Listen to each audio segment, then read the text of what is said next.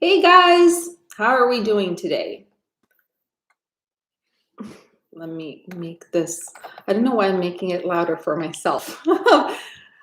Let me know if you can hear me okay, and let me know if you can see me, and we'll get into it.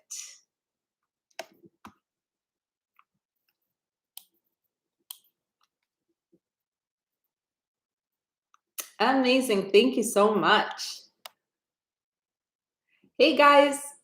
So I promised I know I'm a little bit early, so I'll just give it another minute.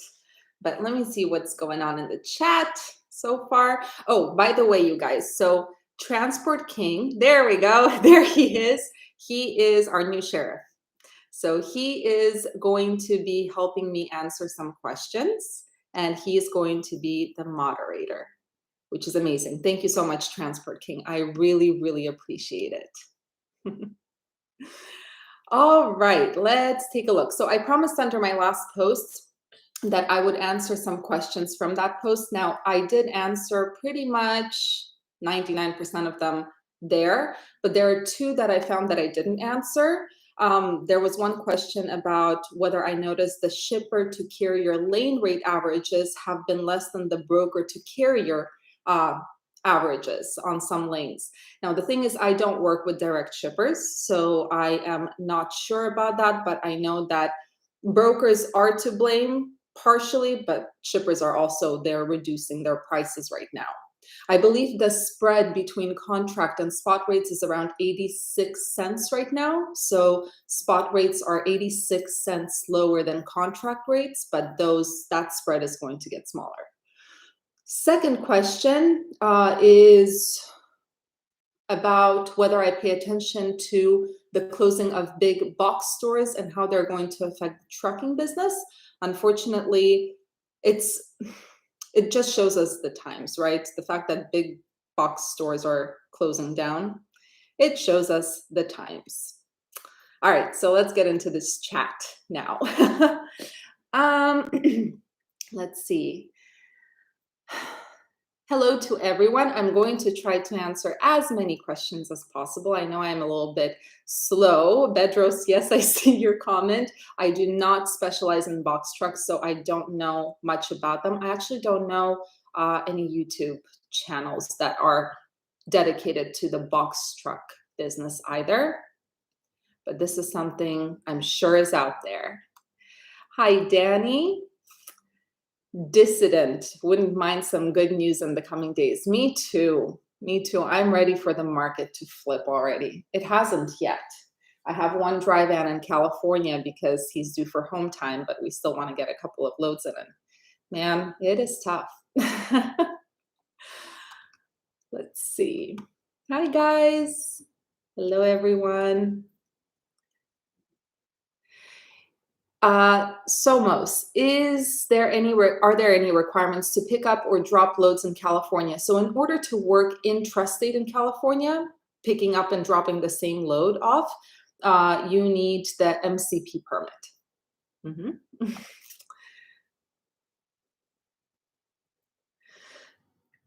Reda, carrier 411 having wrong information about my company preventing me from booking loads. What's your advice? Yikes. Yeah, carrier 411 is a messy website.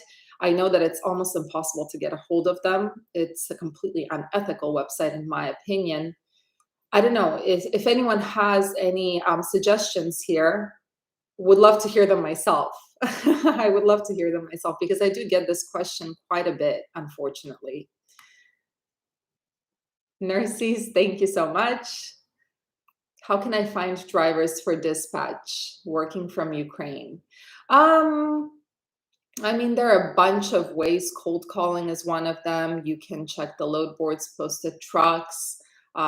There are several ways to do it. I do like the grassroots way most, and of course, word of mouth is always amazing. But yeah, cold calling will be your best bet.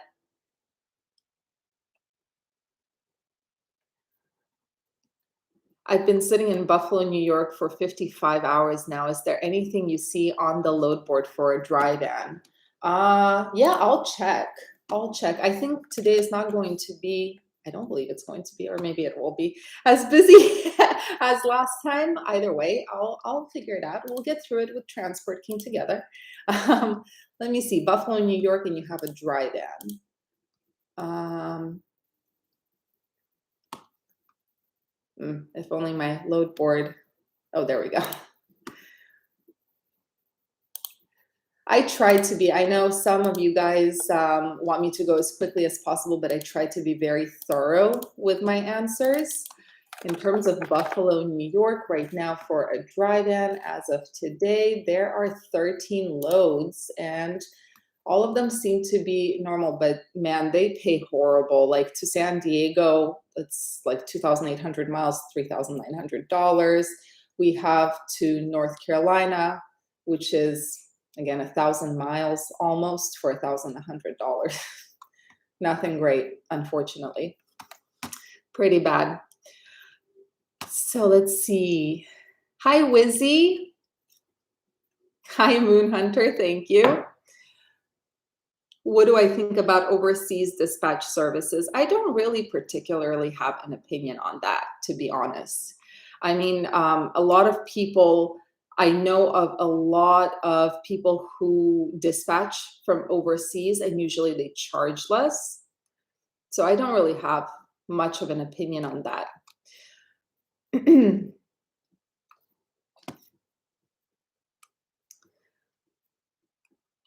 Hi, Vladimir. Kevin, do I think recession or do I think flip? In the trucking market, there will be a flip. Because these rates, as I always say, they are not sustainable. Carriers are going out of business left and right. We don't hear about many of them, especially the smaller carriers we don't hear about. But FreightWorks in North Carolina went out of business. Then there was the other one, I forgot what it's called, the one in Florida that shut down. And the 455 drivers lost their jobs. They were just stranded. Yeah, this is happening, unfortunately. But it's necessary at this point. Thank you, Big Boss. How can we come together for a trucks union to get on the same page to help other drivers to stop taking cheap loads? Yeah, it's hard. I started trying to mention in every video that you should not be taking cheap loads, just be patient. And if enough of us get together, we're going to make a difference because the market really is in our control at the end of the day because we are the key players. If we decide not to move the loads, guess what happens to the US economy? So we are key players, but the problem is obviously not everyone watches YouTube, not everyone watches trucking channels, not everyone is going to stand together. However, I do have some interesting news to share with you guys. I just read on FreightWaves that, and the article is titled, "The FMCSA Shuts the Door on Brokers in Rate Transparency Dispute." Basically, brokers were trying to say, let's get rid of this whole idea of rate transparency, and the FMCSA said, nope, not going to happen. So it's an interesting little article to read, and it's on FreightWaves.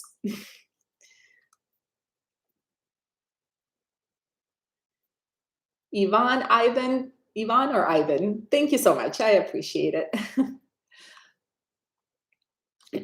Victor, how does the petition for broker transparency help the carrier businesses? Well, the problem currently, broker transparency, there is, I forgot what is the actual section, but there is a rule saying that brokers must maintain records and they are required to share those records with carriers, showing, basically it shows what the broker is getting paid by the shipper.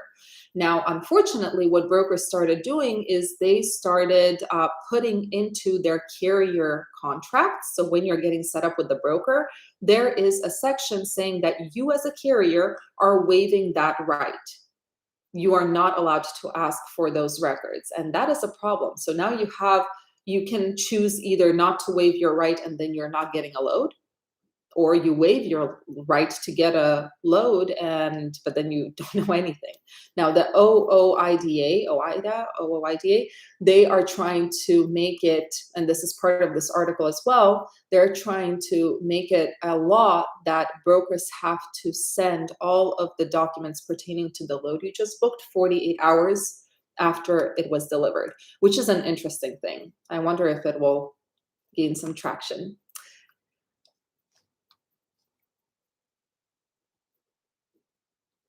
Dan Cargo, thank you. I'm comfy today. I have a little bit of a cold, so when I have a cold, I need to be comfy.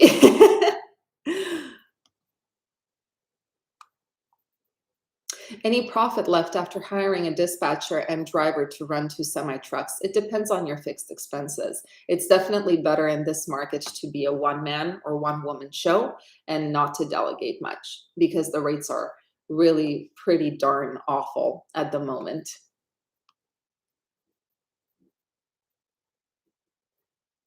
Bullish, thank you. There we go. Call the FMCSA and they will help him with this company rating. There we go. Thank you, Dan. Ava, you made it this time. Yay, welcome. You've got a double brokered load delivering tomorrow. Caught the fraud. Yeah. Oh my goodness. Yeah, double brokering has become a really big, double brokering, scamming. It has become a really big issue. Hi, no clever name.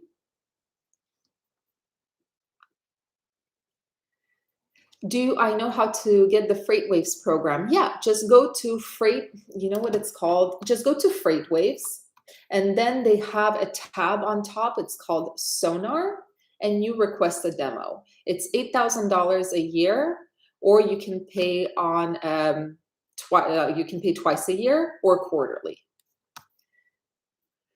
Do I think, there we go, Transport King answered it. TQL, will it help with rates, boycotting them? I mean, yeah, I think if enough carriers get together and while Transport King is right, we have to get enough carriers. That's the problem. If enough carriers were to get together, it would affect. But the problem, like Transport King said, is that how do you get enough carriers to boycott them, you know? We can all just try to do our part in it.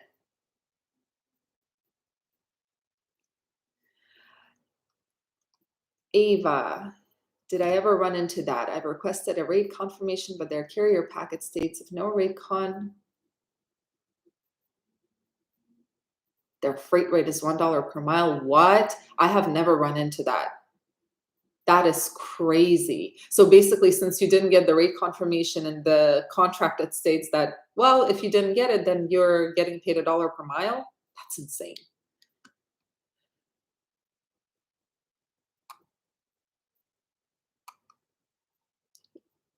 These trucks. Only about 30. I hate not rolling. Yeah, it's tough. And you know, a lot of people are like, just park your trucks and don't haul cheap freight and all of that. And I agree with that. But on the other hand, we have to remember that there are a lot of people who have very high fixed expenses. So if they don't roll and if they are just parking their trucks, well, they have to still pay those fixed expenses, right? So it becomes a little bit more difficult. Patrick, yeah, FreightWorks went out of business, and I believe Alex from Mother Trucker, he posted that video of I think she was the vice president. I'll be honest, I cried watching that video. It's horrible. Roman, anybody tell you? Yes, I get that a lot. I don't see the resemblance at all. I adore her, but I don't see it, but I appreciate it. Thank you. TC, any effects looming for the industry if more banks go under? From what I understand, you know, I never really looked too far into that, but from what I understand, what will happen is investors will start pulling out, and that will affect a lot of businesses. And of course, that will trickle down to the trucking industry. Do I know the prices for the freight waves? For sonar, yeah, so it's $8,000 a year, or you can pay $2,000 per quarter or $4,000 twice a year.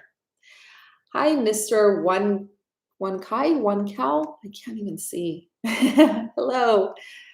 Hi, Sila.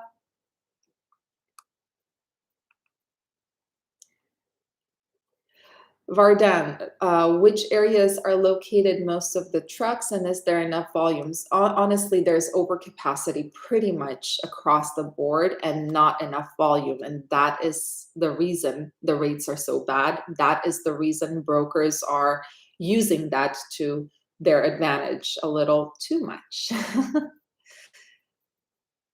Hi, GJG from North Carolina.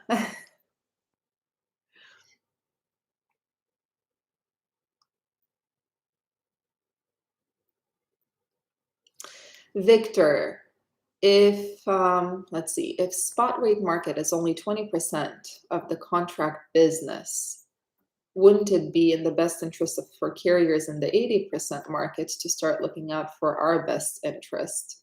I mean, this industry, like any, everyone's out to save themselves pretty much. As much as I would love to say that the trucking industry as a whole is united and all carriers are on the same side, at the end of the day, everyone is just trying to um, keep afloat. And it skipped. Let's see, where was I? There we go. Momo, do I think the market will bounce back this year? I was really, really hoping for produce season, really hoping. But then when I saw that article by Freight Waves, and I tend to agree with it, you know, California is a huge hub for produce. And unfortunately, what is happening is the weather. I mean, right now it's not raining, finally, there's sun, but the weather is really affecting everything. Everything's underwater. So I don't know if produce season will be it, but everyone, all the market analysts and, you know, on freight waves, everyone is talking about quarter three. And part of the reason, as I said in one of my videos, is because there was research done. I don't remember who did the research, that a carrier can operate at a loss and usually does operate at a loss for up to 1 year before they finally leave this industry completely. And the thing is, as freight waves, they mentioned there, they said that yes, it's been already a year since the flip of the market, but it started getting really bad only after quarter three of 2022. So they expect that carriers will really start leaving quarter three of 2023. So everyone's talking about quarter three right now.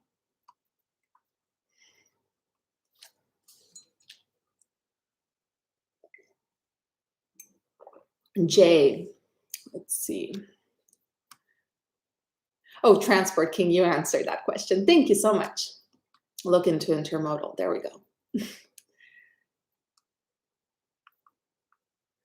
Julian, so yes, the FreightWaves program, as I said, is $8,000 a year, and you just go to freightwaves.com, and under their Sonar tab, just click on Request Demo. If you need help, just email me. talkabouttrucking@gmail.com.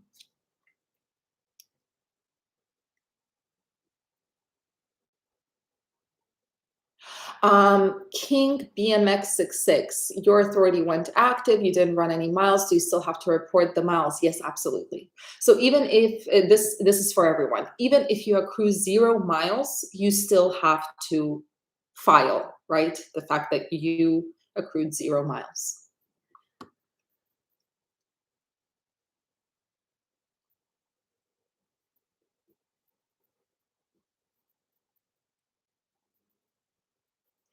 Big rig.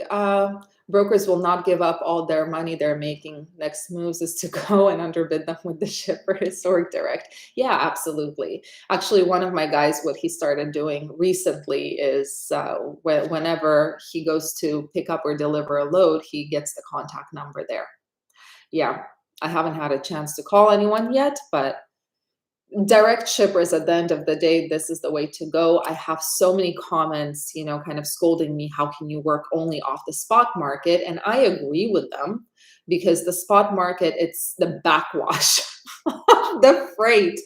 Everything, right now, it's like 3.5% of the total loads actually end up on the spot market, because those contract carriers, they're just grabbing anything they can because of the market. Hi, Mishan. Miranda, can you help dispatchers in teaching us how we can contact new MC owners to work with? So in terms of new MC owners, I have never really figured out. I'm sure there is a way to find it on the FMCSA website somehow, to see who got their authority. I've never figured out how to do that, but in my dispatching course, I do teach how to find carriers. There are a couple of ways you can do that. Momo, I answered your question. Everyone's talking about Q3. And Julian, I answered your question.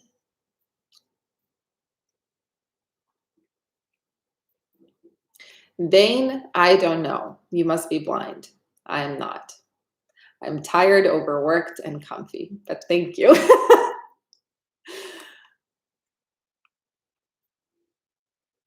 Would I recommend Sonar to a small 3-unit operation? So Sonar is an interesting thing. On one hand, yes, there is a dashboard, a market dashboard, which helps you make decisions on which loads to grab, to see where you're going and all of that.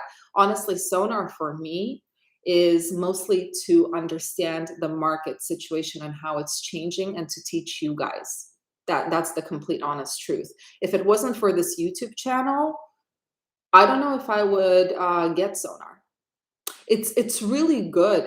Don't get me wrong, it's really good. There's a ton of information there, but it's time consuming to put it all together. But there is a market dashboard where it shows you how the rate per mile has changed on every single lane, whether it's a dry van or a reefer. Unfortunately, not much on flatbeds. So interesting question. I've been looking into Sonar for the longest time, and the reason I actually decided to get it is because I do teach about the market on this channel. So this was the best next step.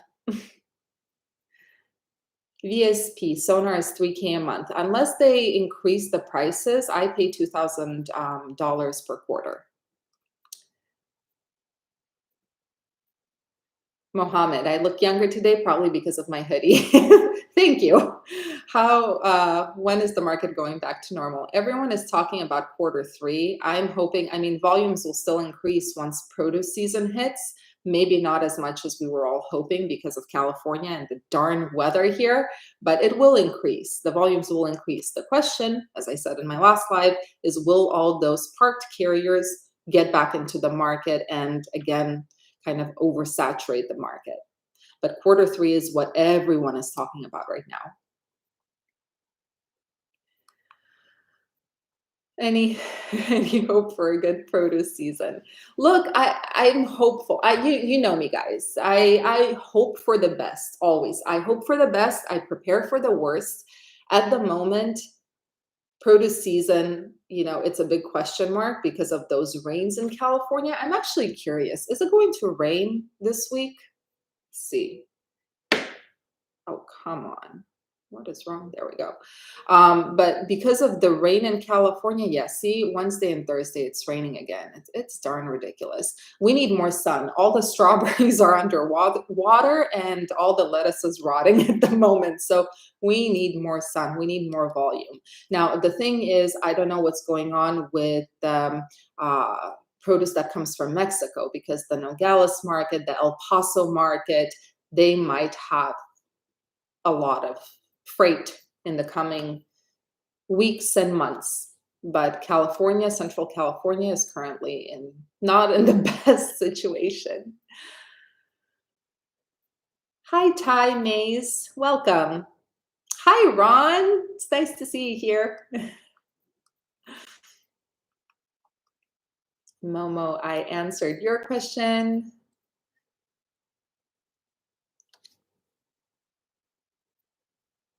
Robert, that is an excellent question. I don't know. This is something that I also want to look into. I also found it strange, but maybe it gives us a good idea of what the lanes pay. I don't know. I don't know why we would need it 48 hours after. Maybe to force that broker to be more transparent in the future or take less of a cut in the future. I don't know.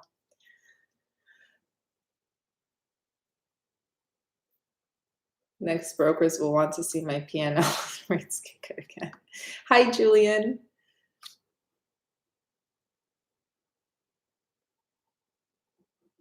CB. Interesting thought. Double booking has grown into its own industry. Double brokering, you mean? Yeah, it's a really big problem, and it's a sign of the times at the moment. Last week, my guy waited 14 hours at the shipper, and after we finally got loaded, oh my goodness, got received.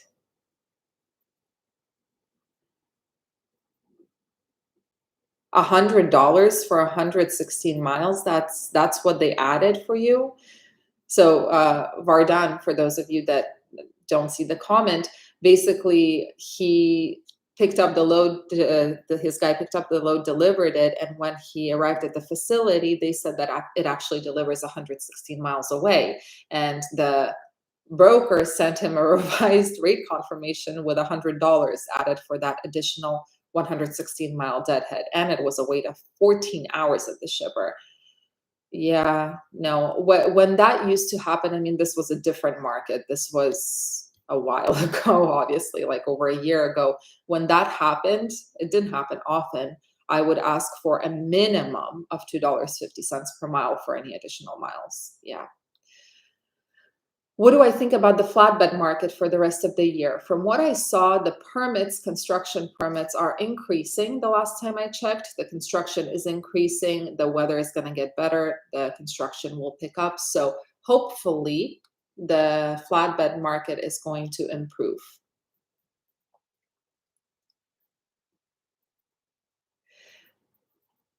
Hi, Khan. Power only runs. Unfortunately, I am not familiar with power only. I've never run them. So I'm not sure about the lanes either. It skipped. Where was I? Let's see. Darn. Oh, there we go.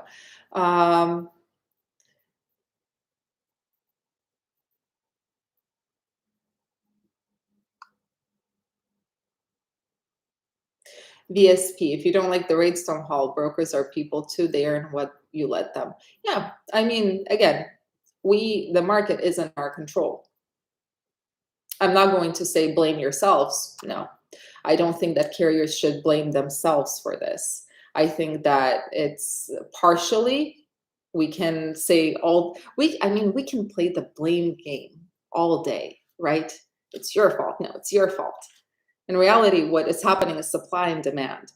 Brokers are using that to their advantage, and a lot of carriers are too panicked to book loads, that pay well. They book 80 cent per mile loads. So I mean, it's just a mess everywhere. Do you know anything about hours for livestock drivers? I do not.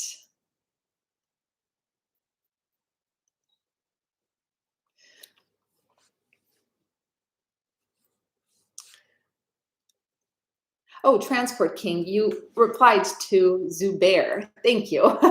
See, I'm so delayed. I tried to go fast, but then I get stuck on a question. There's no site like where companies post shipments they need and drivers to bid. You mean with direct shippers? Everyone's talking about lane access. I tried it. Didn't work for me yet. I'm not giving up, but then again, I didn't put as much work into making it work for me. But other than that, I don't know many direct shipper load boards.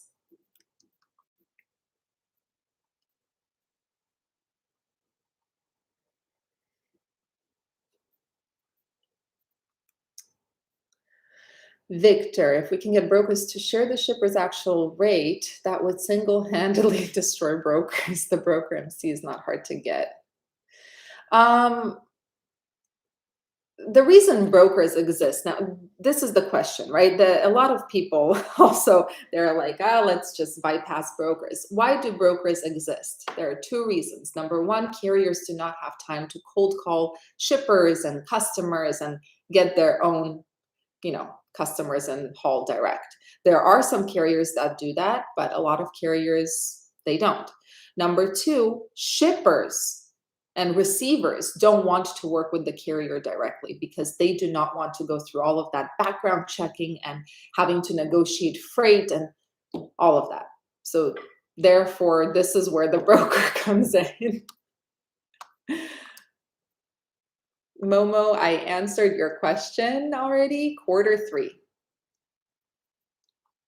Is FreightWave Sonar worth it for a single owner operator? Like I said before, I honestly got FreightWave Sonar mostly for this channel because I teach about the market, and this gives me forecasts and it gives me an understanding on what is happening on a daily basis in the market. If it wasn't for this channel, I probably would not pay. I mean, my fleet is currently 4 trucks, right? And it's going to, with 2 coming, but it's going to be 5 trucks because 1 is getting replaced. I would probably not get Sonar if not for this channel. I'm glad I did. Don't get me wrong. I'm glad I did because it gives me really good insight. And when when you teach, you learn yourself. So it teaches me a ton about the market, but I don't know. It depends. They do have a market dashboard though that shows you how the rates are changing on every lane.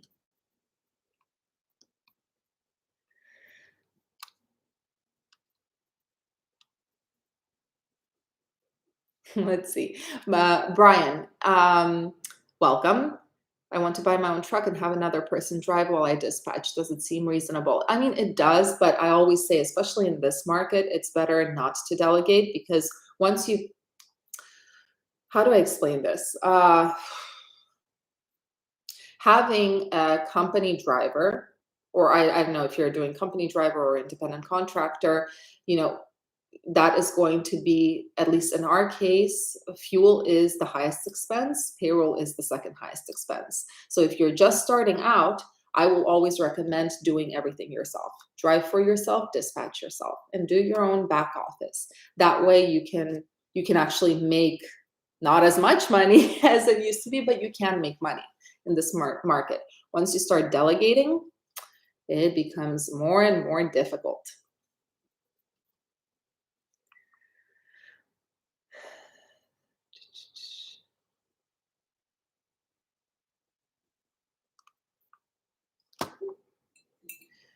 How do you know your cost per mile if you get paid a percentage of the load? Well, what you're getting paid,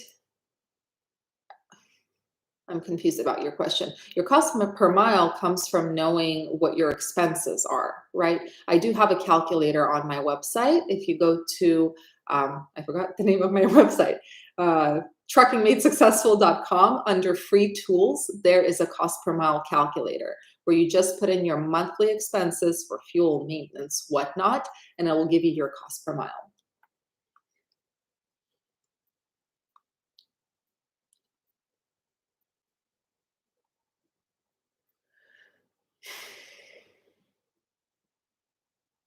Are prices overall going down even for suppliers, customers? What do you mean? You mean the rates? The rates shippers are, yeah, the contract rates are going down too. And at some point soon, the contract rates are going to have a lot, I mean, they do already, but it's going to be significant downward pressure.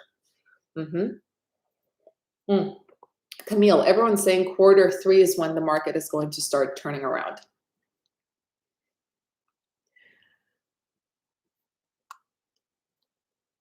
Eugene, so the AB5 law has been in effect for a while now.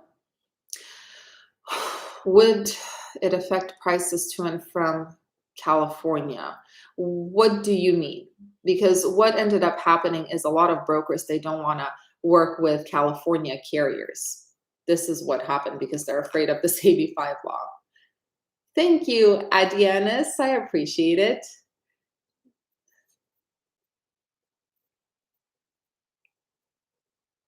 File taxes for your LLC. You haven't.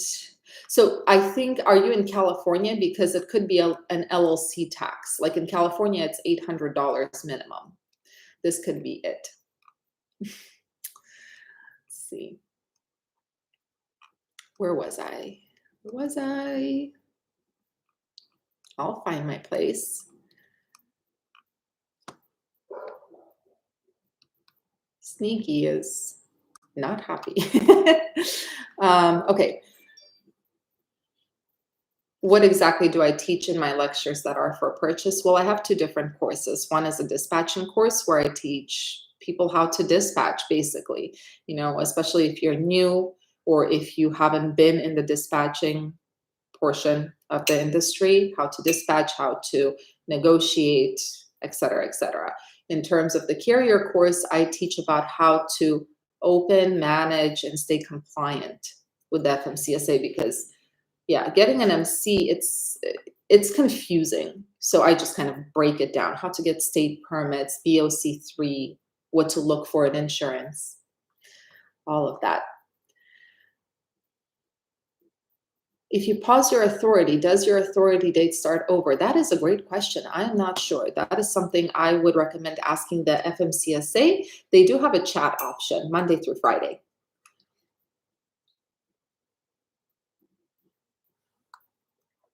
How do I stay so cute with all the stress? It takes a lot of effort. Actually, sorry, you guys, it's horrible. I mean, again, I'm not going to share my age, but I am pretty young. I have gray hair because of all the stress, and I blame the brokers for it. It's horrible. So one day you're going to see me like with a gray strand in my hair, and you'll know that it's the broker's fault. They're stressing me out.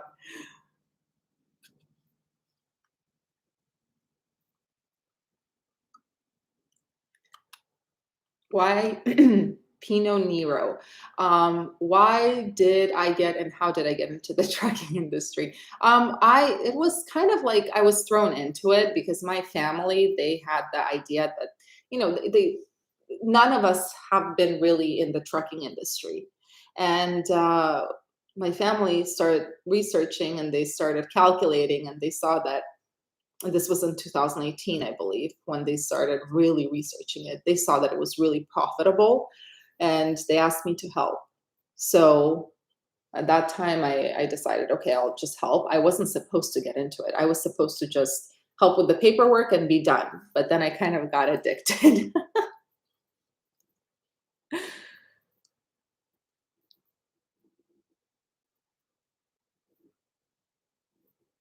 VSP transportation. Yeah, I agree, especially in 2021.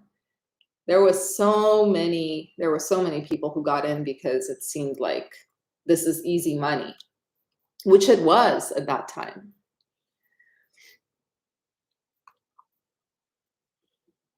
Yeah, Transport King.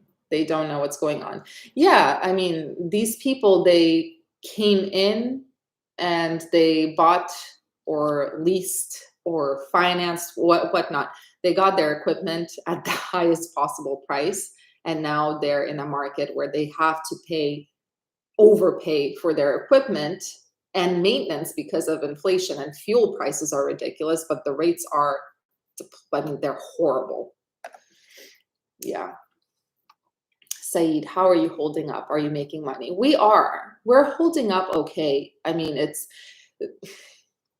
I freak out a lot lately. I'll be honest. I try not to show it, but sometimes it spills over into my posts, as you guys see. I freak out a lot because of the inefficiency. No efficiency whatsoever. Are we making as much money as we used to? Absolutely not. But we're still okay. Are there any concerns with Tesla trucks? No, I haven't heard anything about Tesla trucks recently. Have you guys heard anything? It's like it was like a big boom and then it kind of disappeared. How can we stay afloat in these times? Um, I'm just trying to see if Transport King answered your question. No. How can we stay afloat in these times? Well, honestly, the best way is to not delegate. Be a one man or one woman show. If you're not, if you, for example, you don't have a CDL, if you're opening your own company, if you have a CDL and you're running your own company, get a family member or a friend to dispatch you and help you with back office. The less you pay to outside for outside services, the better off you'll be in this market.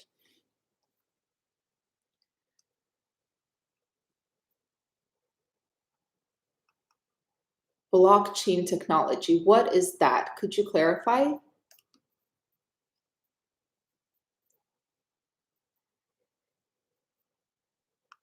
Backwash, yes. The whole market from turning into backwash. Well, the reason the contract rates exist, right? It's because it's stability. It's stability. Shippers, they don't like. I mean, shippers and big carriers, they don't want to spend their time on the load board trying to negotiate every single load. It's a lot of work. So contract kind of it just makes everything much easier. I do not see the spot market becoming the main freight market. I had a little bit of a short circuit there.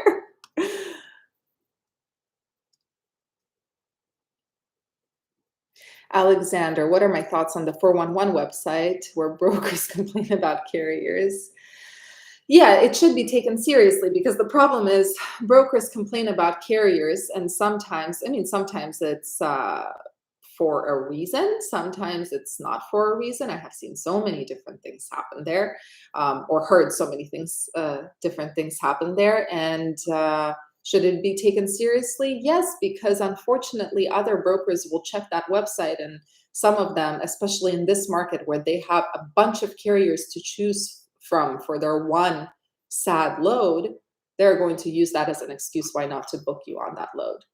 Daniel and Mr. International, thank you so much. I really appreciate it.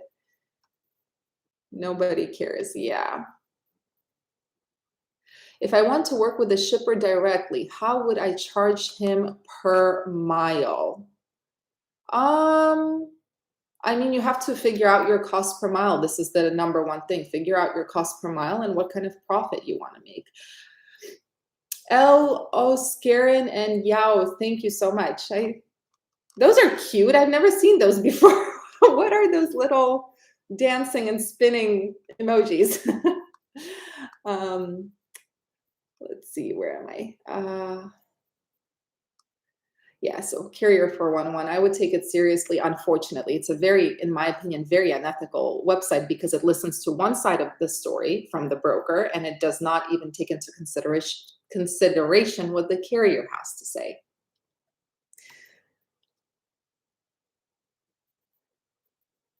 RTD, you know how to find new carriers on the FMCSA.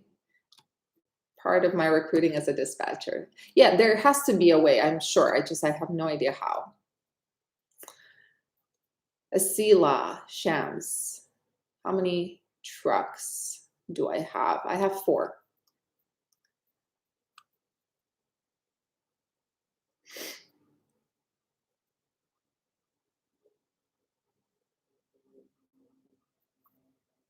Transport King replied to e-tailer, make friends with brokers, tries to use one over. Yeah, it's true. You can build a relationship with a broker, by the way. I had a really good relationship with, I forgot the name of the brokerage. They had a ton of cheese loads from St. George, Utah, going to Washington. I completely forgot their name. I had an excellent relationship with them, but I don't see any loads posted by them anymore. Yeah. I actually had not an excellent relationship, but I have built quite a reputation in TQL as well. which does help me get a little bit higher rates. Now, I haven't been using TQL as much because their rates really suck. And Arrive Logistics lost its mind, just so you know. So did Pepsi. Today, Pepsi pissed me off. They're just unprofessional.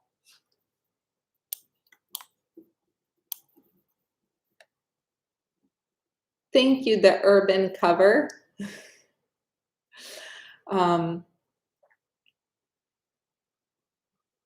Is US government doing anything about this freight market? Any action to secure rates? I don't believe so. I know, again, the FMCSA just ruled that, I mean, brokers were trying to get rid of this transparency law, and the FMCSA said, nope, not going to happen. But no, I mean, I don't see the US government doing much, at least not anytime soon.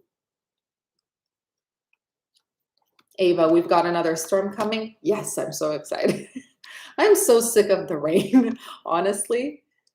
First of all, it's making me sick because the weather is warm one day and then it's freezing the next. So this is the result. Our contract carrier is making money. Currently, the spread between contract and spot rates is 86 cents, the last time I checked, which means contract rates on average pay 86 cents more than spot rates. Now, there is a huge downward pressure on contract rates. So as in the coming weeks, those will start plummeting down. Any concerns with EV trucks? Not at this time. There's not enough infrastructure to sustain them. Nogales is dead. Really, the last time we were in Nogales on a reefer was it was actually almost a month ago. And brokers were like, they were going crazy. Do you have capacity next week? Do you have this? What kind of rate would you need? But we were never there to actually find out what's happening. Thank you, Camille. Eduardo, that depends on what kind of equipment you have, right? Usually I mean, to be completely quite frank, there is no amazing market at this point. It used to be that the Midwest was where you want it to be. I think currently, even in this situation, the Midwest is still the best place relative to the general picture. It has better rates, more or less. They're not great, but they're better. Yeah, we do. We are getting ripped off by brokers. It's sad. Pepsi, what did Pepsi write to me? I asked them to raise their rates, and they wrote to me something like, in all capitals, no, I'm not that desperate. I'm like, are you serious? Which gives you an idea. It's not, no, I don't have that much in this load. No, I'm not that desperate. I'm not going to pay you that much if I can find a carrier who's going to haul it for $1.20. That's basically what he said.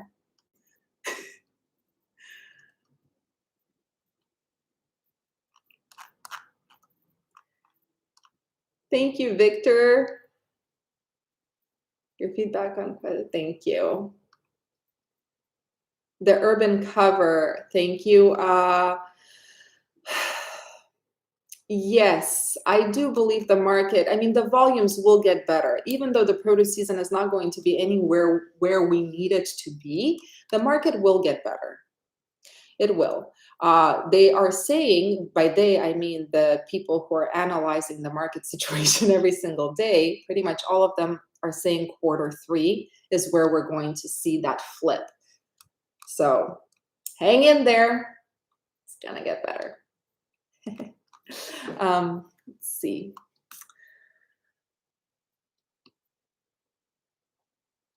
Please do your traditional let's go. Ready? Let's go.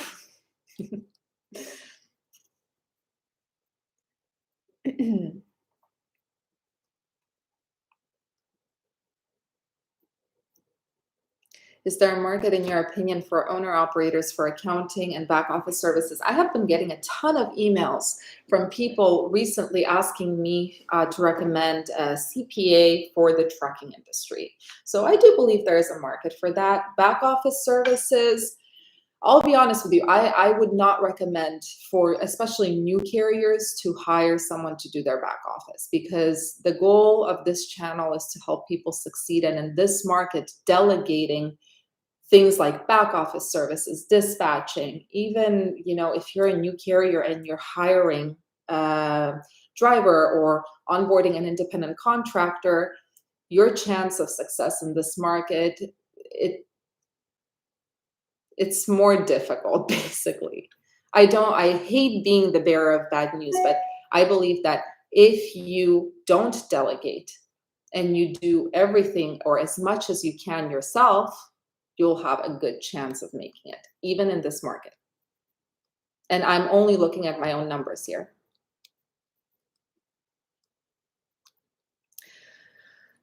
Happy Sunday, Brian. Thank you for the compliments, you guys. Blue Grace is the broker with the $1 per mile in their packet. Have I worked? I see a lot of their loads. Have I ever worked with Blue Grace? Let me see. I'm so curious right now. Blue. Yeah, I have. In 2020. That's the last time I worked with them. Let's see, what was their rate back then? I'm so curious.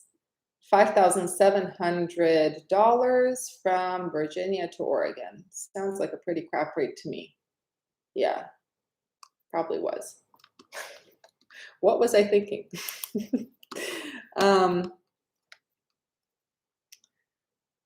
Where was I? Oh, there we go.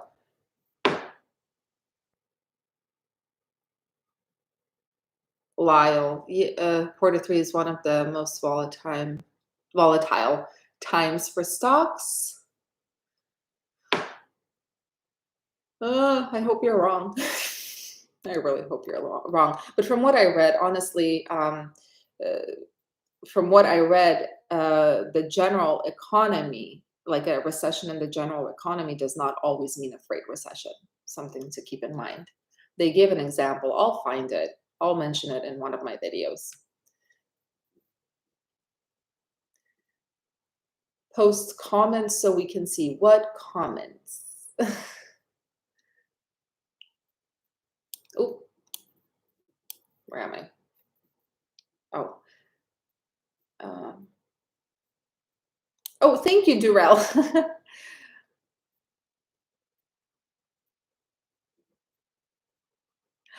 You would like to start your own company? Look, I think the best way to get into this is if you're not familiar with the trucking industry, of course, it would be better to take baby steps. First, get the technical knowledge, drive for someone, then lease on to someone, and then get your own authority. But of course, getting your own authority, you make more. And less chances of being cheated, because believe it or not, carriers cheat drivers. It's not just brokers who cheat carriers.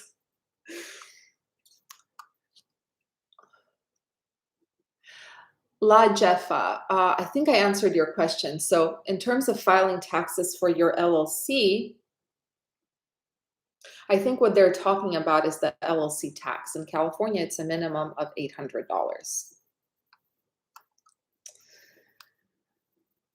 I park the truck and not let them unload me.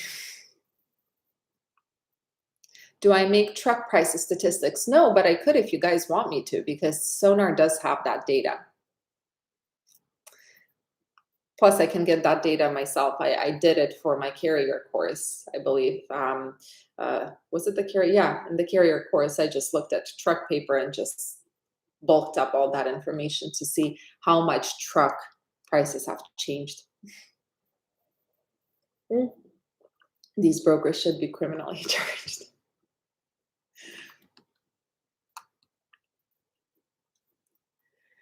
Robert, I agree with you. It would be a beautiful thing. How do we get enough carriers to to participate and to stick together and not let all of a sudden higher prices sway them? This is the the big question. Let me just exit out of my email is like going crazy. Transport King, say no to cheap freight. I agree. Absolutely. Thank you, Brian. Thank you, Kurdoy. In terms of building and selling an Airtable, I wouldn't sell it. I would give it to you guys for free. I just need if anyone knows how I can share my bases for free, like the Airtable base, I would love to do so. I saw, let's see, I saw something and then I lost it. Sorry. Let me see, where was I? Where was I? Yikes. If I'm skipping your questions, I do apologize. I have a very hard time finding my place after it just goes haywire. What do you think the oversized load market looks like? I have never worked with oversized, so I'm not very familiar with that market.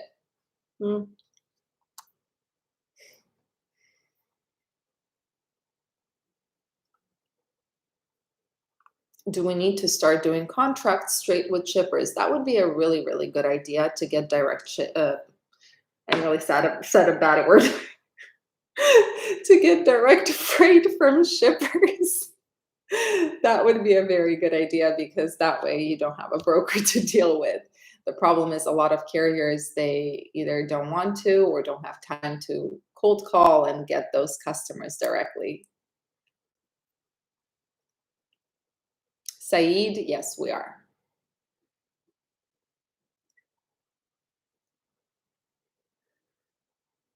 So I'm getting a lot of these questions. Why not work directly with shippers? Again, I personally haven't had the time to build those relationships. I have always worked the spot market, whether you think it's right or wrong. I have always worked the spot market. I have never consciously worked with direct shippers. I have by accident when they posted their loads on the load board and they were the best paying. I have built a relationship or tried to build a relationship with those shippers that I did accidentally work with. But unfortunately, because I do not have a large fleet, I have 4 trucks.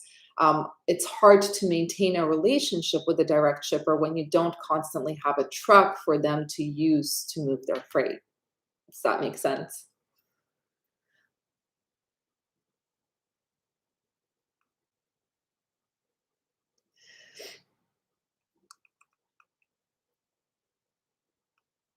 As a new MC, what do you advise and any recommendation? I advise to be to do all as much as you can by yourself, as in drive for yourself, dispatch yourself, do your back office yourself, or get a family member to do it.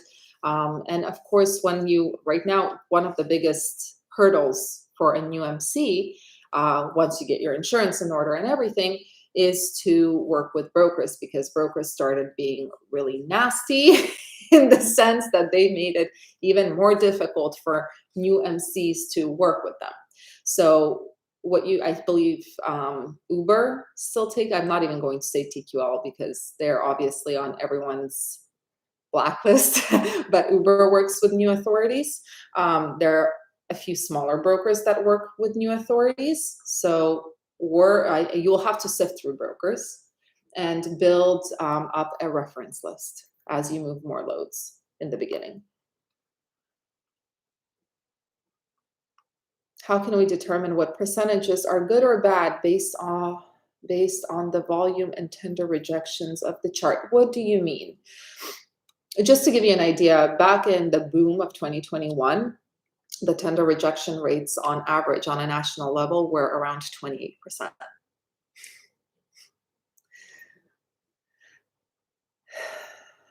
How do you stay afloat financially if you don't get paid for 30 plus days? Well, that's the question of a safety net. Good cash flow by either having, there are a bunch of ways, right? So you can always use factoring, but you will have to give up a percentage of the load to get paid quickly. You can also, if you're good at money management, you can get a business credit card or a revolving line of credit. we don't have a revolving line of credit, but we do have a business credit card. There are a bunch of ways, but yeah, cash flow is king, especially in this industry.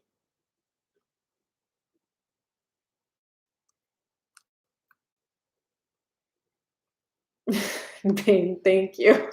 I appreciate it. What is the best load board for a 4-month-old authority? I always recommend DAT. DAT is one of the biggest. It's where most people post their loads and their trucks. So DAT. And something there, I was surprised to learn from a couple of you something that is a misconception.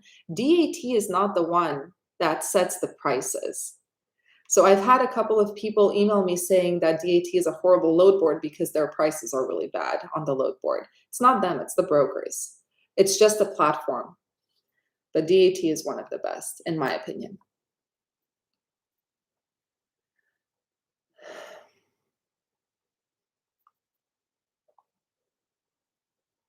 Transport King, I have to say thank you so much. You are helping me so much. I really, really appreciate it. I call him the sheriff.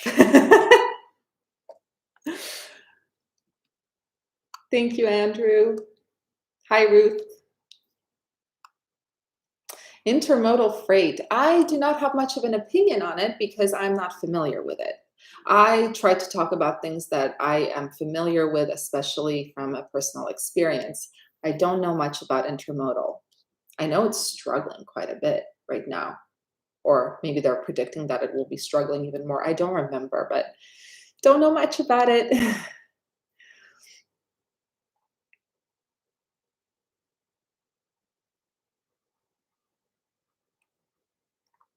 Ruth, what do you mean? You mean like online booking of loads? I would say honestly, online booking of loads, not the best way to get better paying freight. Unless you like JB Hunt, and this is very true. One person commented this, and I know this from my experience. The way to get JB Hunt to pay you a good amount of money is to be very close to the pickup address and hope to God that no one is close enough to pick it up, and then they will give you a good rate if it's like a stress sale. But other than that, Uber, JB Hunt, Convoy is horrible. Coyote, oh my God, their rates are terrible. Uber is horrific now.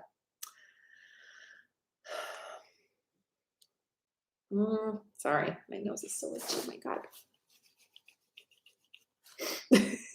I don't know if it's allergies or what. I know I have a cold, but are you offering any paid course for dispatching where we can learn how to get more carriers to work with, or their videos are?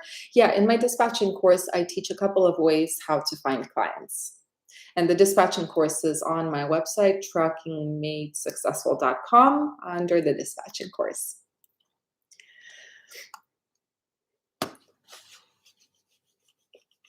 Sorry. That looks funny.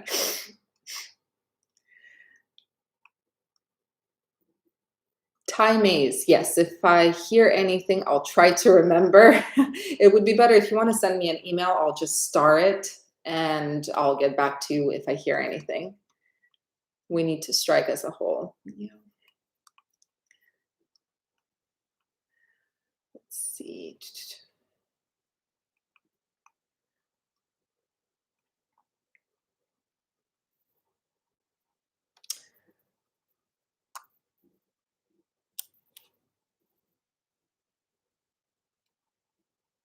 Oh, I'm missing some trucking and investing. Thank you. Victor, thank you. Would I ever expand our business and take on owner operators, carriers? In terms of leasing on, I can't because I'm in California and I simply, I cannot. The AB5 law prevents me from leasing on carriers. Yeah. In terms of box trucks, I'm not familiar with box trucks. So yeah. The most frustrating, yeah. Company driver stuck in Nebraska. Hi, Studio 7. Patrick, see, yeah, we're in the same boat. I was pissed off to find a gray hair. Nearly had a panic attack. And I try not to be vain, but that really scared me.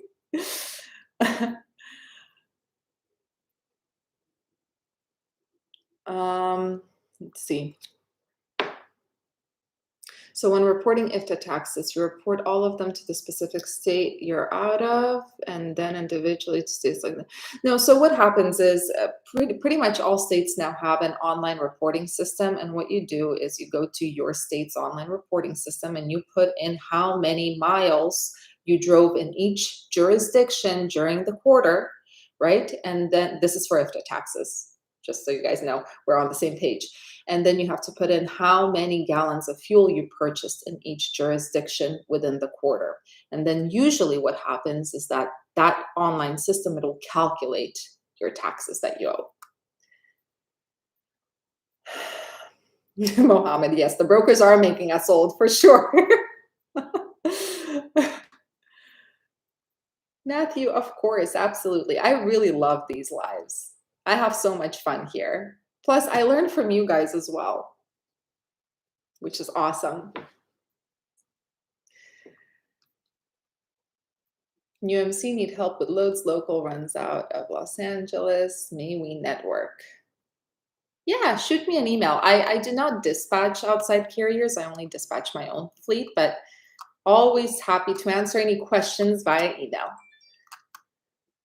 In terms of one-on-one consultations, unfortunately, I do not do them because I do not have, I really do not have time. I like to put in 100% into the things that I'm doing, and I just know that I wouldn't be able to. I just do not have time. Oops, there we go. Yikes.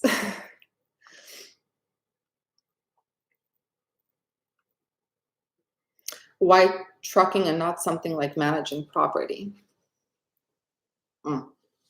Why managing property? Why trucking and not something? Look, I was just thrown into it, and I learned so much about. You start loving what you're familiar with, right, and what you're good at.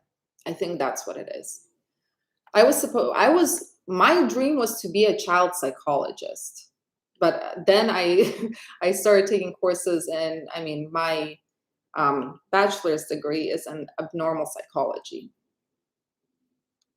That was my dream, but I was a fashion recruiter, and somehow I ended up in trucking. So yeah, I don't know how life sometimes, right? It sometimes chooses you. How old am I? You guys can guess. I'm never gonna say. How much is your class? The dispatching course is 160 for 1 year access, and the carrier course is 170 for 1 year access. Haley, how's the market? What's going on?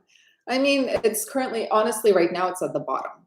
I think it's at the bottom, at least in terms of tender rejection rates. And I think we're going to be stuck here for a little bit. South Carolina to Tampa, $500. It's insane. Yeah, Amazon Relay, I have never worked with them. Their rates have always been bad from what I saw.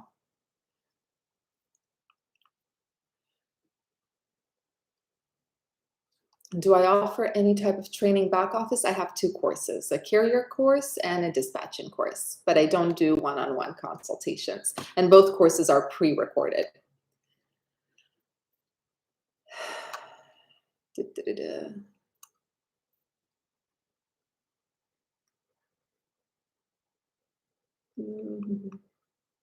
I'm just trying to I'm so behind. I'm trying to really quickly read everything and answer what I can so that yeah.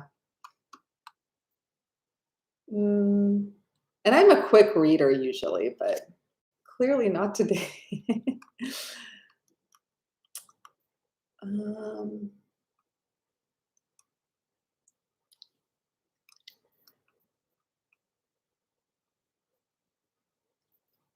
Should you start off with box trucks or semi trucks? I do not have experience with box trucks, so I would not be able to speak to that. better drive for Uber for more money. You know what? A lot of people are doing that right now. A lot of carriers, company drivers, owner operators are parking their trucks and going to drive for Uber. They say it pays better than the current market. Sad truth. Any app that is easier to use, like JB Hunt. I mean, Uber has a bidding system, Convoy has a bidding system, Coyote has a bidding system, Echo Drive, Echo Logistics has a bidding system. A lot of bigger brokers have their own kind of load boards where you can bid online, but I do not recommend using them because usually you get the worst rates that way. My views on dispatchers from overseas. Like I said before, I don't have an opinion on that. I know that a lot of times carriers will use overseas dispatchers just to save on the dispatching fee because they usually don't charge as much. What is the hard part of an owner operator booking his loads from the road? Well, the hard part is that it's no longer, the efficiency is so down. So you end up, I end up, to be completely honest, like I say always, I end up spending sometimes a full day on the load board trying to find one load because I don't want to take $1.20 per mile. So sometimes it takes a long time. Now, if you're an owner operator, instead of, focusing on the road, you're now focusing on your phone trying to find a load. It's tough.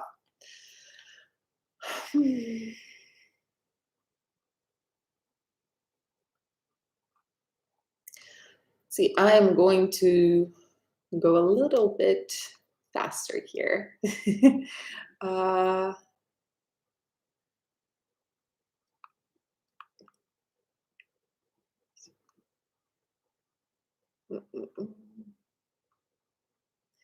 By the way, guys, if I skip your question because I see that I'm not even halfway through the questions. If I skip your question for any reason and you still have that question, please email me. I know that I am delayed in my emails, although I did reply to most of them already. Sometimes it takes me a week, sometimes 10 days to get back to you, but email me, talkabouttrucking@gmail.com. I will get back to you. I'm trying to get through as many as I can, like the questions today, but I want to try to get to everyone. EV and automatic transmission trucks. Hey, we have automatic transmission trucks. I'm going to predict the future of oil is going to go up to $130 per barrel. Ooh. Hoping you're wrong. Is it still worth it to get into the trucking industry? If you have a good safety net, if you have experience in the trucking industry, yeah, but currently the market is oversaturated right now. So getting good rates at the moment it's not that it's impossible. You can if you know where to go, but it's pretty difficult. You can still make money if you are not delegating, if you're doing everything yourself or having a family member help you out. Maxime, waiting to see flatbed step deck market analysis. Yeah, I tried to include a little bit in my last, in my Friday weekly market update and forecast. I couldn't find much, but I'll continue looking. The rates are so low because people keep getting loads for such low rates. Yeah, 100%. This is part of the problem.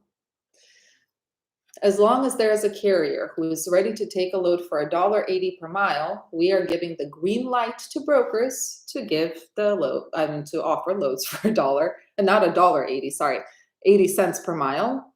Yeah, the broker is going to continue offering 80 cents per mile if there's a carrier who's going to take it. Why would they try to pay you more? Are the load boards glitched? No, they're not. The market is glitching though. Ever thought about getting a CDL? Yes, I have, but this is so embarrassing.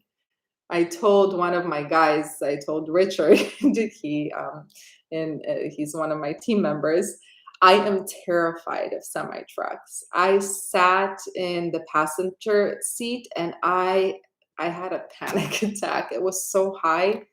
I got so scared. I have thought about getting my CDL, but realistically, I'm terrified. Yeah.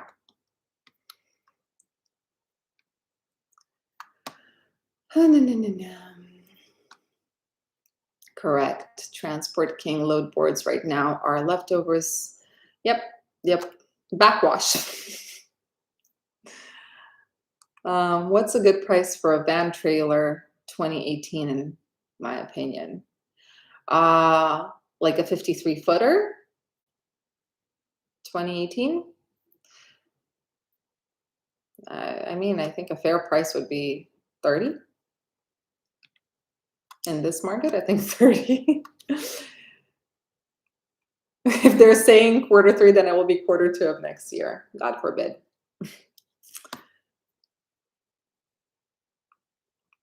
Is there any chart to check how many new trucks and operators starts by quarterly? Yes, I actually, every month I release a macroeconomic factors influencing the trucking market. And one of the things that I include there is how many new carriers went into the market, how many carriers got their authority revoked, and what is the change in net carrier population. Where do I get that data? It's from ftrintel.com. FTR Transportation Intelligence. They release it. Blaster, you're welcome.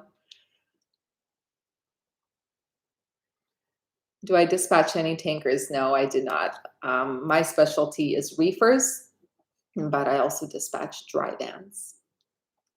And I tried flatbeds, not for long. Let's see. Is there a driver shortage? I get this question a lot. No. I refuse to believe there is a driver shortage. There is no such thing. There is an overage of capacity. There's no driver shortage. Actually, yesterday I was reading the DAT blog and I saw something there that driver shortage is some Hollywood, what was it called? Jeez. What did they say there? I'm curious myself now. And this is on DAT.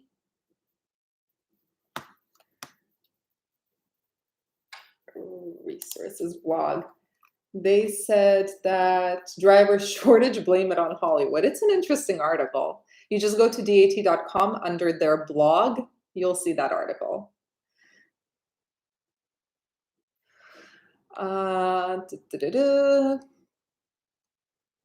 Did I miss any freight news? No. Stap 00, I release it every Friday. If you watch those, you didn't miss any freight news. Nothing interesting going on at the moment. We're all waiting.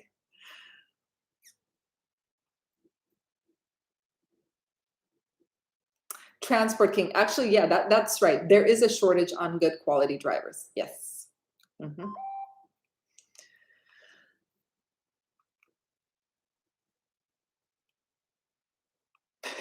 Dude, stay a firefighter. You don't know how good you got it. Yeah, the market is interesting.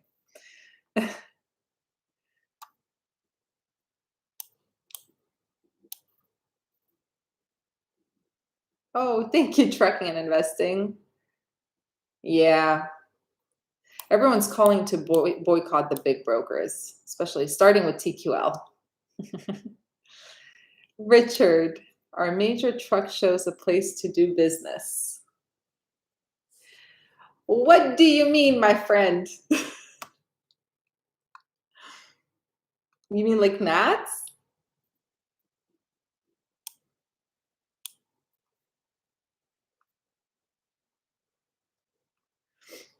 Box truck revenue. I did not work with box trucks. I'm not familiar with box trucks, but I know that box trucks don't pay well at all.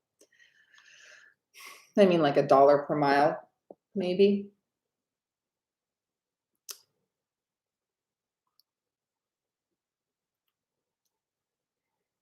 Hi, Darren. What do you mean vulnerable smile? I'm not vulnerable. I'm just kidding. How's it going, Darren, by the way? How is it going with freight?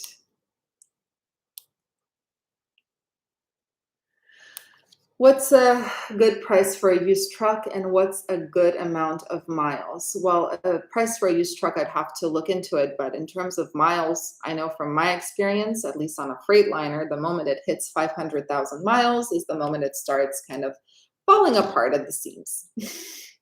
So aftermarket warranty is very important if you're looking to get an older truck. I have never hauled intermodal, Min. Oh my goodness, everything skipped. Where am I? Mhm. Yikes, I'm sorry guys. I just skipped completely. Oh, I think I found myself myself, my place. Do you work like 18 hours a day? Yeah, something like that. Every day, including Saturday, Sunday. Yeah. I don't mind it. I'll be honest with you. I don't mind working. I enjoy working. Otherwise, I wouldn't be doing these lives on Sundays, which is the day where I don't have much work when it comes to booking freight. But I enjoy work. What I don't enjoy is the fact that the market makes it very inefficient, right? Mr. 5 cents, you're averaging 375 per mile. What is your secret? How long have spot market rates been in the gutter?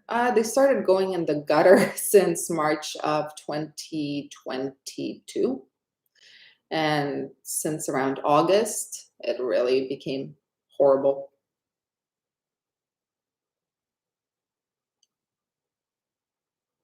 No clever name. Insight on truck prices. Yeah, I'm happy to make a video about that. Absolutely. I'll do that.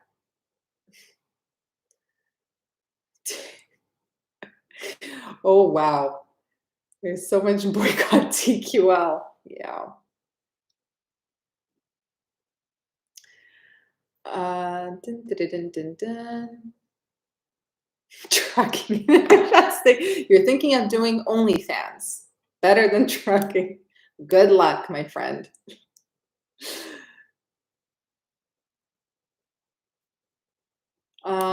Isaac, since you're not offering new authority documentation package anymore, will you? I reckon so. I used Apex Capital when I was starting out. They really, really helped me out.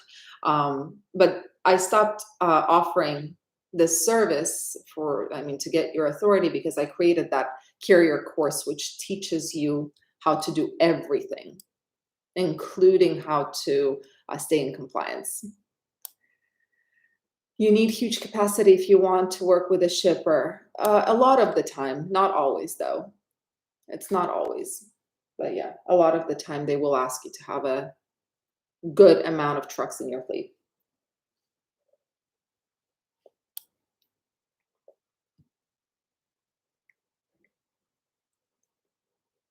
Thank you, Trucker Tone. What are the reasons behind this trucking market collapse? Well, it's very simple. 2021 was very, very good. It was abnormal because people were cooped up because of the lockdowns when COVID happened. People were cooped up at home, right? And what started happening is, in order to not go insane, they started ordering a bunch of stuff, and basically people started spending all their money, including those stimulus checks. So now they had more spending power, more buying power. They started spending it on goods, things that go on a truck, not services. Now, once lockdowns lifted, people who were cooped up at home, they started spending their money on services more than goods, restaurants, travel, movies, whatnot, right? Things that don't go on a truck. At the same time, so basically volumes started decreasing, freight volumes. But at the same time, 2021 was when capacity increased because everyone started rushing into this market thinking that this is easy money. So all of a sudden you have volumes drop, but too many trucks. Obviously, rates went down. And now we're waiting for that capacity to decrease.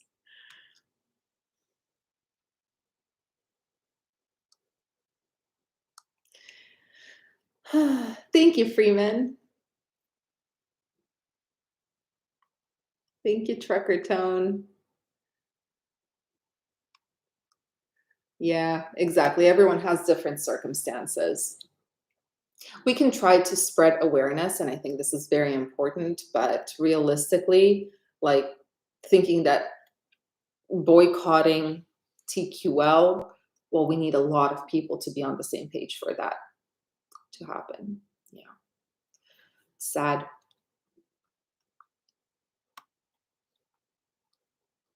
Tony the Tiger, for sure. Don't you love like when TQL calls you, oh, we're so close, but, and you know they're about to just mess everything up. I'm not going to say the bad words. What do I think of C.H. Robinson? I have never worked with them. I refused to work with them from the get-go when I just started because they were the one broker who never negotiated. I do not work with brokers who say it's my way or the highway. Nope, not going to happen. Let's see. You have trucks in Los Angeles Monday. Pray for you. I'm praying for you. Do you have dry vans or reefers? Reefers, there's still a chance to at least get something. Not a great rate, but something. Dry vans, yikes.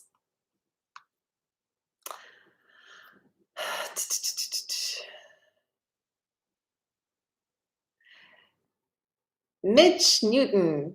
Heard it's easier for a new authority that's running a flatbed to work with brokers because they're more scarce than dry van. I'll be honest with you. I mean, I haven't worked with flatbed since like beginning or end of last year. I don't remember when we stopped, but I do get a ton of calls because we did have a flatbed. I get a ton of calls from brokers. Hey, do you have a flatbed here? Hey, do you have a flatbed there? So I think maybe you're right. Yeah. Flatbeds are the best paid equipment type at the moment.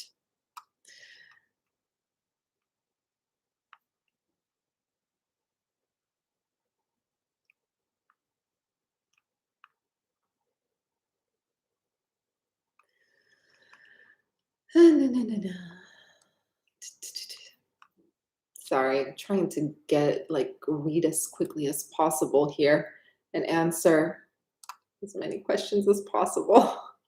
Again, if I skipped over your question, it's either because I answered it already. So if you still have that question, please email me, talkabouttrucking@gmail.com. I will get back to you.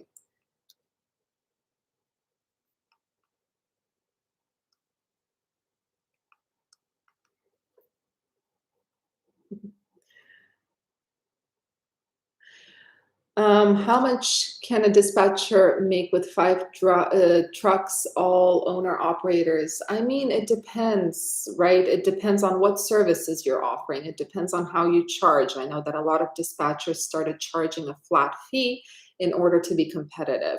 Some dispatchers still charge a percentage of the load. It all depends.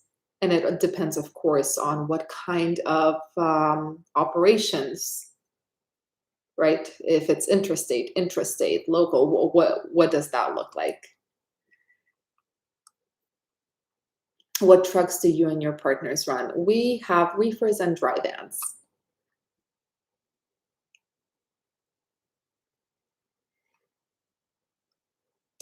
Fit trucker.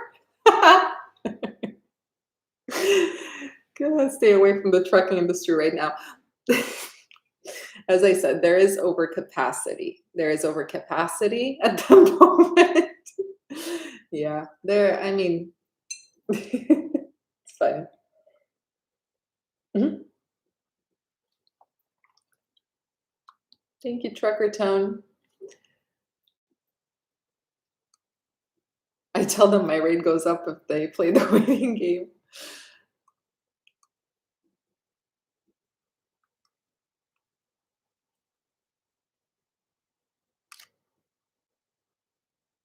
The general trucker. Yeah, JB Hunt has lost its mind. On Friday, I booked a load through JB Hunt that was paying $2.40 some, but it was paying well. Booked a load, dry van load. I was so excited. And it was picking up like 5 or 6 hours after I booked it. So closer to the pickup time, I get a email saying, don't forget to pick up one of our JB Hunt trailers. I was like, what? This was a dry van load, not a power only. We have our own trailer. And I called them to clarify, and all I get in return is, well, mistakes do happen. And then I'm like, are you going to pay us Tono? She hung up on me. I'm going to be calling tomorrow. JB Hunt is on my poop list.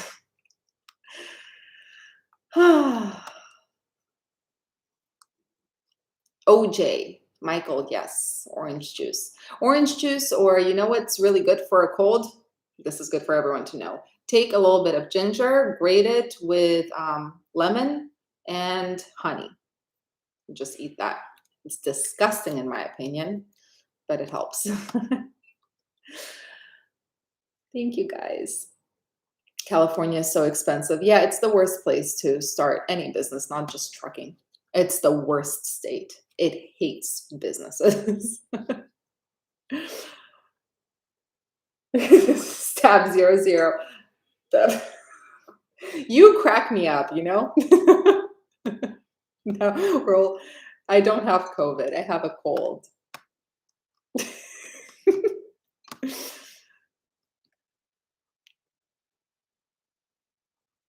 Do I think the spot market rates will go down for the rest of the year? No, I don't. I think that right now we are in a bad situation for sure.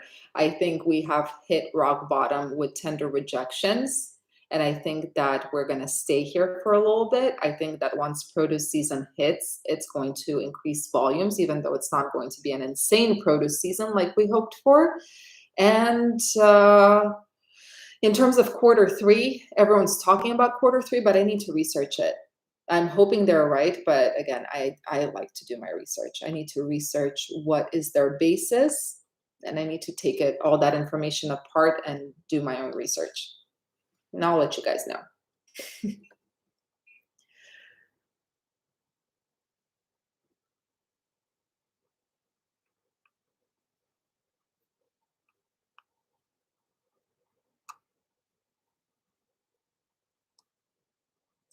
Roadrunner Logistics is the best time to start while rates are low. It teaches you how to manage your risk while rates are lower. Look, it is true that, they say that people who make it in a really, really tough market are the ones who end up ahead later on. And it is true. If you manage to survive this, you're going to be in a good position. What is my opinion on the AB5 law? On one hand, I understand where it came from. On the other hand, I do not support it because there are a bunch of carriers who, the way they run, they don't have their own fleet. They don't have their own trucks, so they lease on. They lease on owner operators who are actual independent contractors. So no, I do not support the AB5 law. I think it's ridiculous. It's absolutely ridiculous.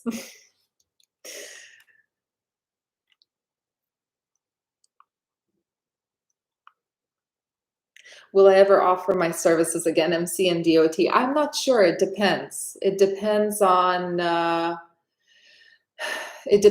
what is going to happen in the future. At the moment, the reason I don't offer these services is because I literally don't have time. I don't have time. If the efficiency gets better, the market gets better, then maybe in the future.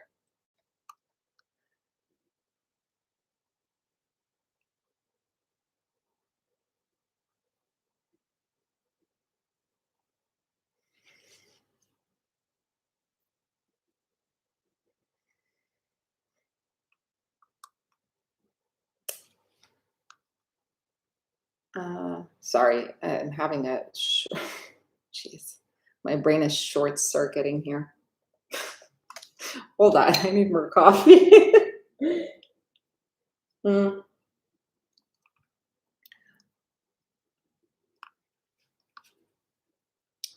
Do, do, do, do, do.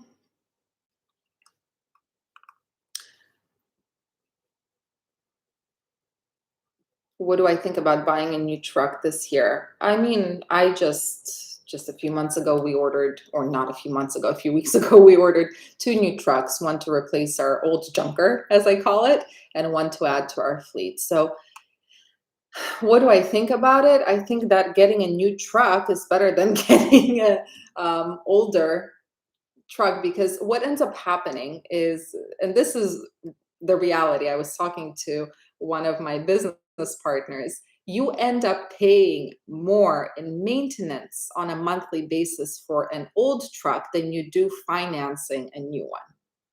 This is just from our experience. Yeah.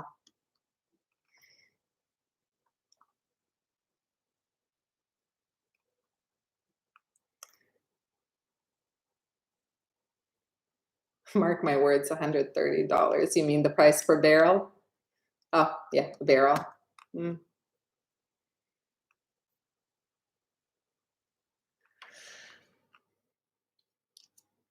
What do I think about Hot Shot? I am not familiar with Hot Shots. I've never, I mean, I know of them, but I've never actually worked with a Hot Shot.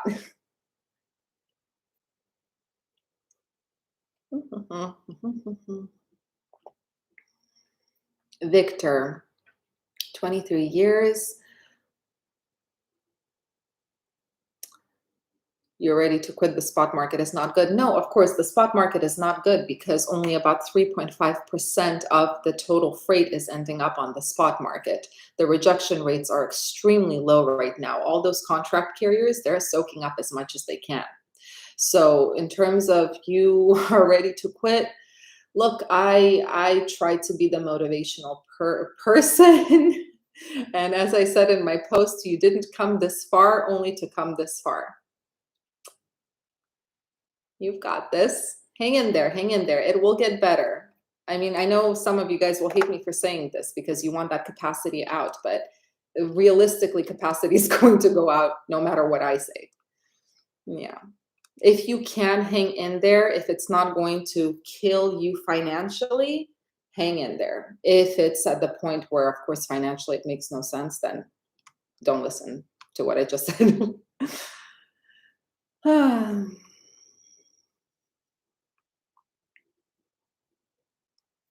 Shika Bobo, why don't I work with direct shippers instead of brokers? Because I haven't had time to actually build those relationships. I have always worked off the spot market.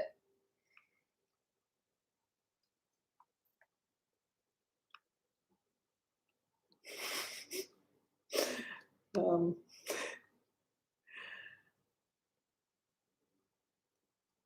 see.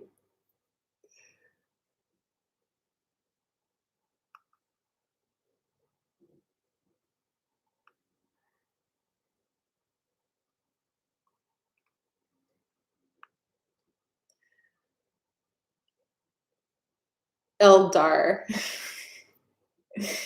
I appreciate it. I appreciate the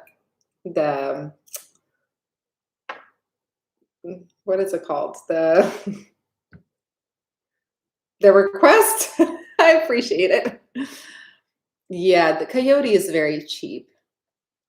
It's horrible. And Coyote used to be one of my go-to brokers. I built an incredible relationship with one, like, you know how they have a broker representative for the carrier? Each carrier has one.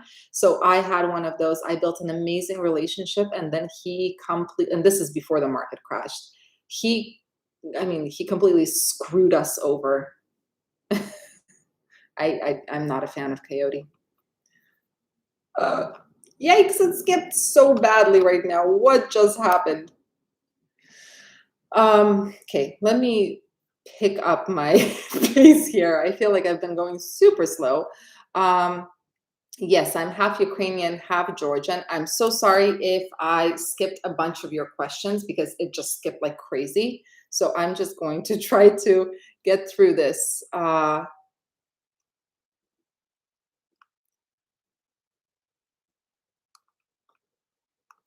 Alex.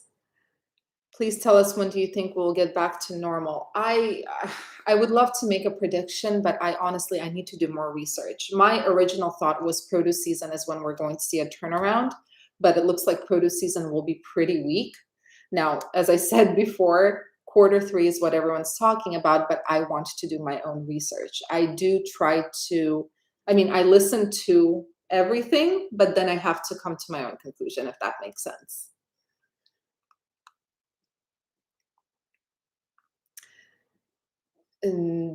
Zenon, what do I think about C.H. Robinson? As I said before, I have never worked with them. They don't negotiate, and I do not work with brokers who refuse to negotiate.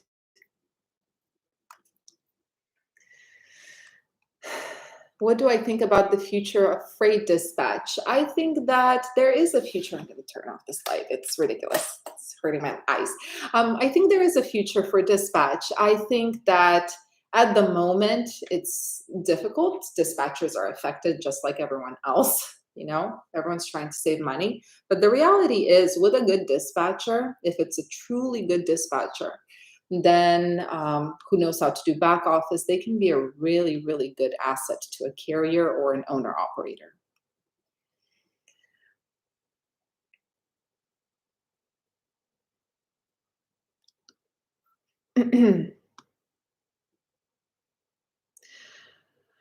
Oh,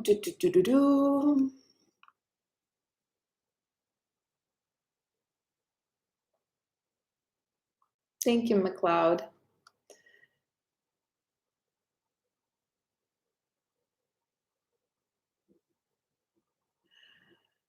Mukfei, do you think there is a niche in the market for reliable high mile teams?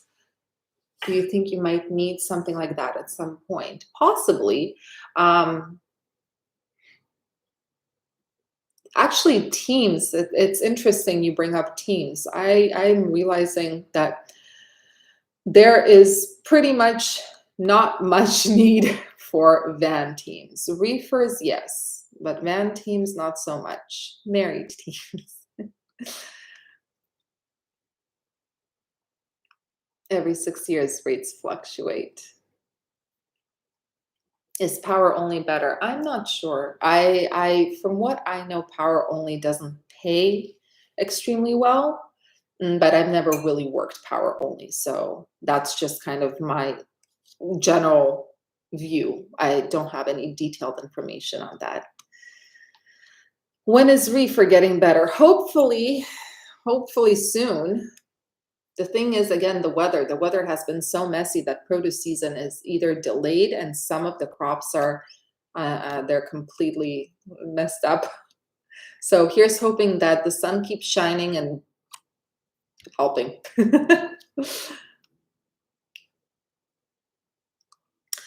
I do not know much about the container market. I do not work with containers. Hi, BDS consultants, Sam.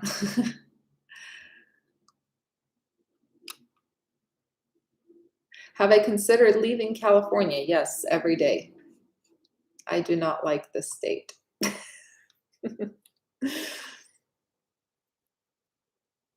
I can't even say the weather is beautiful anymore because it's been raining and storming every day pretty much. Tony the Tiger, absolutely. There is always more money in the load. Yep. Stores are closing everywhere. Signs of the current consumers' buying power. Yeah, brokers love that, right? Either I'm all in, oh, we're so close, and in reality, you're like $2,000 apart. We're so close. No, we're not. California is ridiculous, 100%. So guys, I'm going to be here for another like 17 minutes.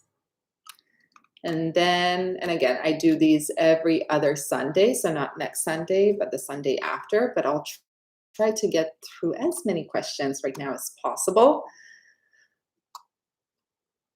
Transport King, RTS, yes, I agree. RTS is awesome. I use them as well. They're a good factoring company and they have a good fuel card.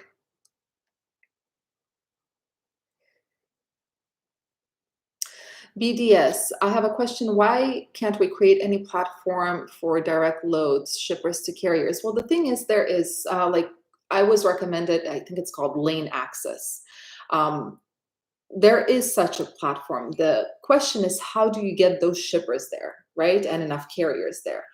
Unfortunately, a lot of shippers, they do not want to deal with carriers directly. They don't want to do check calls. They don't want to do the negotiation process. They don't want to do the background checking. And that's where the broker comes in. The broker is like the shipper's secretary at the end of the day, just like a dispatcher is a carrier's secretary at the end of the day. They're the middlemen. They're there to make brokers are there to make the shippers' lives easier, and dispatchers are there to make the carriers or owner operators' lives easier.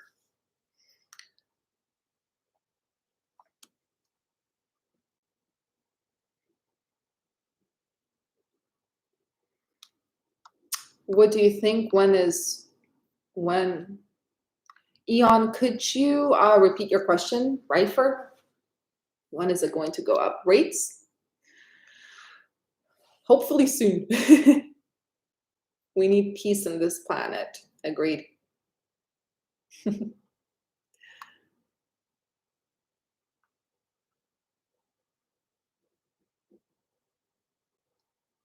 Thank you, Be More MOD.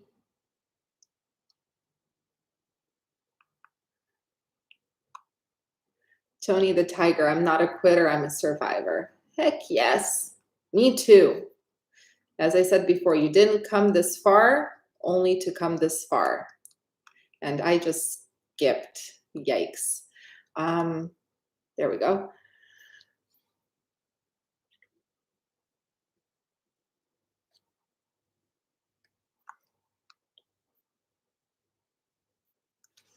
Have I considered hiring help to take some of the stress off your plate? Not really. Not really, because again, I always talk about don't delegate in this market, and I follow that as well. If some of you probably have watched Rita's channel. The videos I make, she translates them. We work together. She dispatches as well, but that's pretty much it. But I don't delegate. I try not to. I'm trying to save as much money as possible. And in the current market, it's important.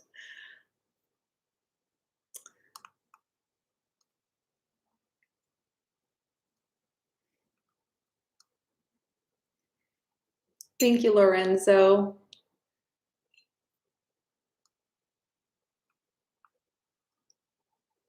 For owner operators here. Oh, this is not a question for me.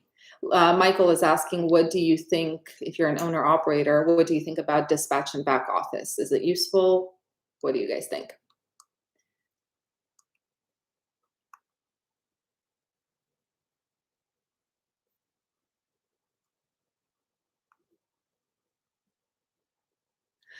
Any ideas on what I could do to prevent closing the doors? I'm 1 month away and don't want to close. Cash flow. Cash flow is, you could be the most profitable company out there. If your cash flow is bad, it's a problem. You have to start looking at your cash flow.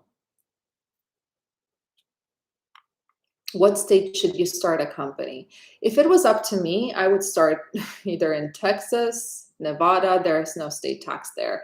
Although some people say that Delaware is the best place for business, but definitely not California. I can tell you this much.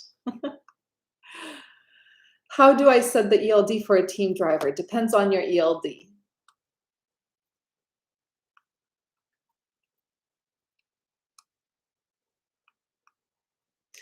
Team drivers are when it's where it's at 2 times the income. I do not fully agree with you. At least not for vans. For vans, there are almost no loads for teams, and they usually don't pay twice as much, unfortunately. For reefers, maybe.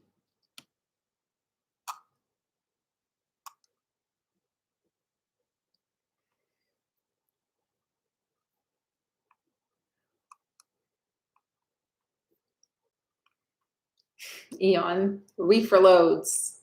You asked me a question before and I completely forgot what it was. I'm so sorry. Where am I? Keep booting them. What's the normal rate per mile? So this is a question I get a lot. Yeah, sorry.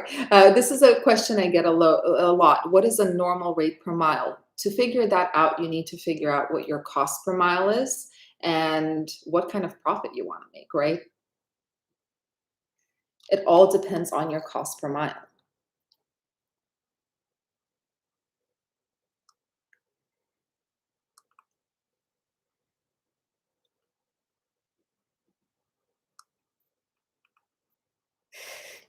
Transport King, thank you so much for keeping peace here.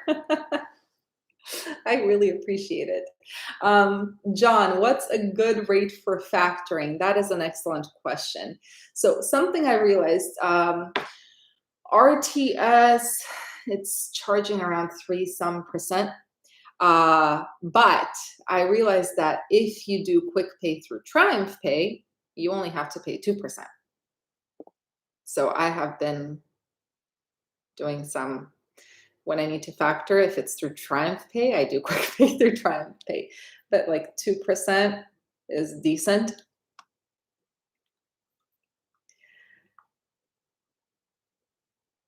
Tony Thompson, I saw a video last week showing the average shipper rates on DAT.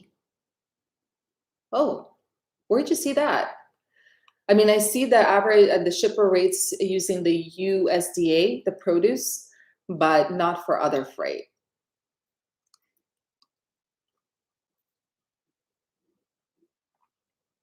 Is transport. If you have family that can do the back office, you are way ahead of the game. That is very true.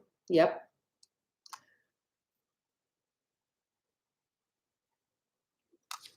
If we fall into a recession, how do you think it would affect the trucking market? Well, it's pretty simple. If we fall into the recession and the buying power, consumers' buying power drops, we have less to transport, right? And if businesses start slowing down, we have less to transport. So the volumes will start going down.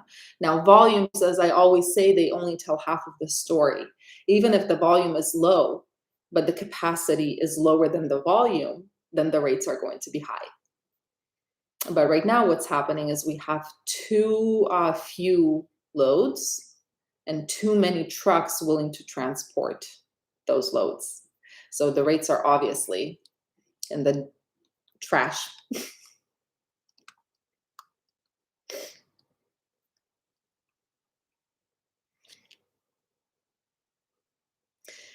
Edgewood, I just found you. What do you do? I have 2 trucking companies that I run. Thank you, Fit Trucker.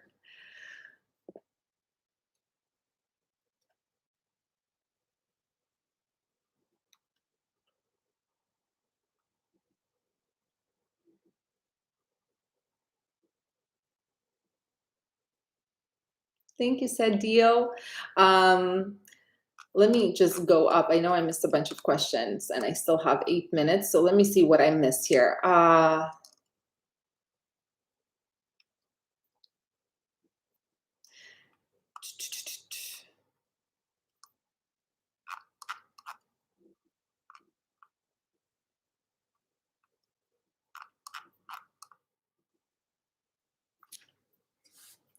All right, it's pretty hard to sift through. How many trucks? If you're asking how many trucks we have 4 currently.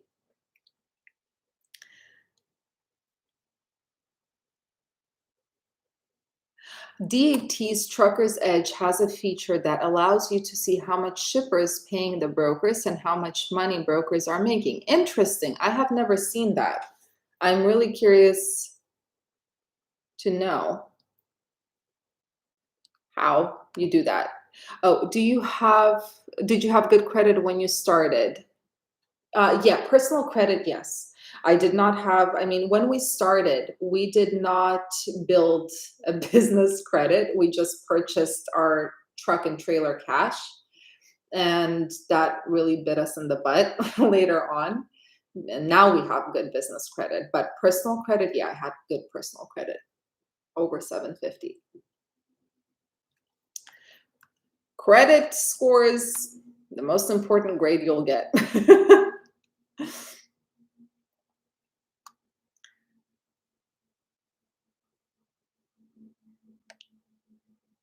When all else fails, they take you to war. I refuse to run for less than $2.50 per mile on long runs. Yeah, it's really hard to find a good rate. I mean, right now, my guy's in Salinas, California, or close to there. And what do they have? They have a double broker who's paying more or less. I mean, it's not great to Colorado.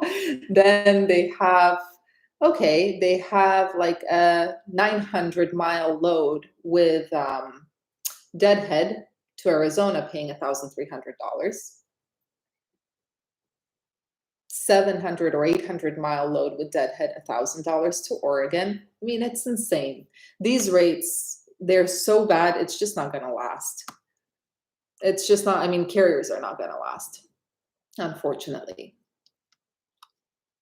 Oh, rate review. Yeah, rate review. No, I don't have. I don't have rate review. I'll look into that. Thank you.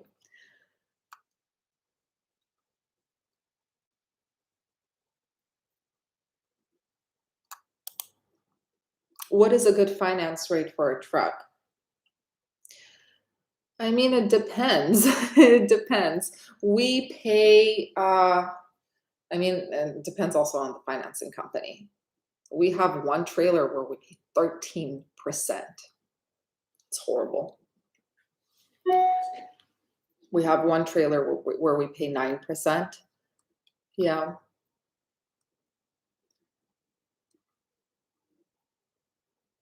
Trucking is the Wild West right now. No, 100%. It's pretty bad.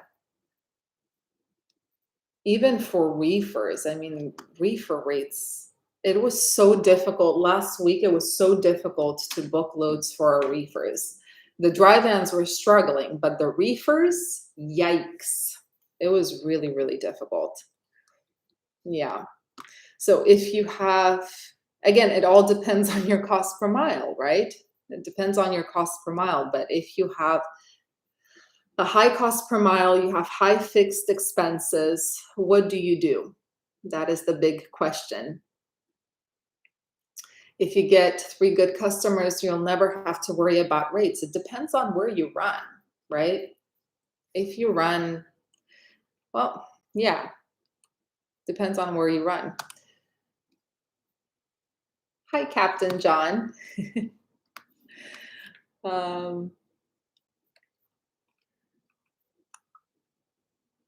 See, did I miss anything else?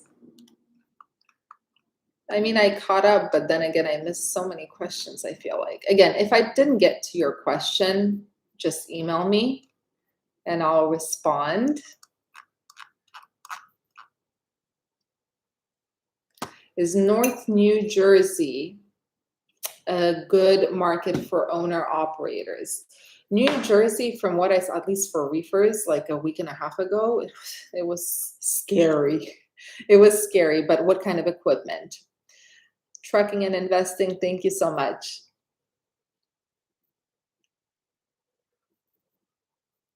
Thank you, Ron.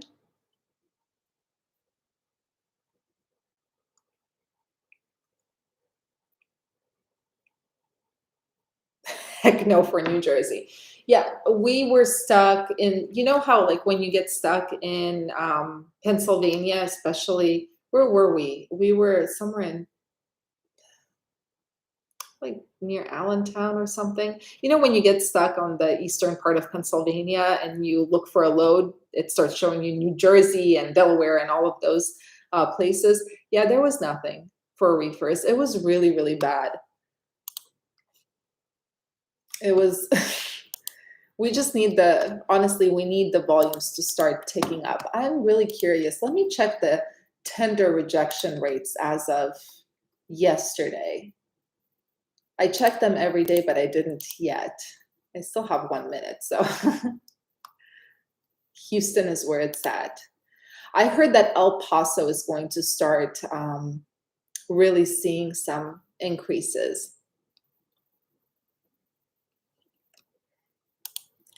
All right, so tender rejections. I wish I could show you guys, but well, maybe I can. Let me see. Yeah, tender rejection.